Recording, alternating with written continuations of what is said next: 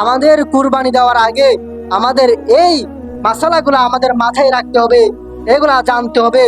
যখন আপনি কুরবানির গরু কিনবেন, তখন কেনার সময় ওটাকে হাঁটাইয়া দেখবেন যে ওটাকে হাঁটতে পারে কিনা, বা ওর শরীরে কোনো অসুস্থ আছে কিনা, চোখে কোনো সমস্যা আছে কিনা, লেজে কোনো সমস্যা আছে কিনা, বিভিন্ন পায়ে কোনো সমস্যা আছে কিনা, ওটাকে হাঁটাইয়া দেখাইবেন বিভিন্নভাবে দেখিয়া। তারপরে আপনি কি করবেন, ওই গরুটা বা বরকিটা আপনি কি করবেন, কিনবেন, কিনে ওটা দিয়ে কুরবানি করবেন।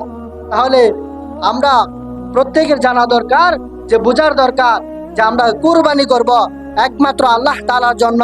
এর বাহিরে কোনো মানুষের নামে, ছেলের নামে, মেয়ের নামে, কাহারও নামে যদি আমরা কুরবানি করি, সেটা কুরবানি হবে না, সেটা কুরবানি হবে না। আর ওই কুরবানির গোশত খাওয়া সেটাও জায়েজ হবে না। আমরা যারা পারি একলা কুরবানি দিতে, আমরা একলা কুরবানি দিব ইনশাআল্লাহ।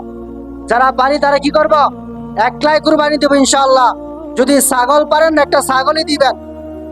আপনি যদি 7 শরীকে, যদি আপনি গরুর সাথে 7টা শরীক হইয়া যদি আপনি কুরবানি দেন, আর 7 শরীকের ভিতরে যদি একজনের ভেজাল থাকে, একজনের টাকার মধ্যে যদি হারাম টাকা থাকে, আপনার কুরবানি তো বাদ হয়ে যাবে, আপনার কুরবানি তো নষ্ট হয়ে যাবে।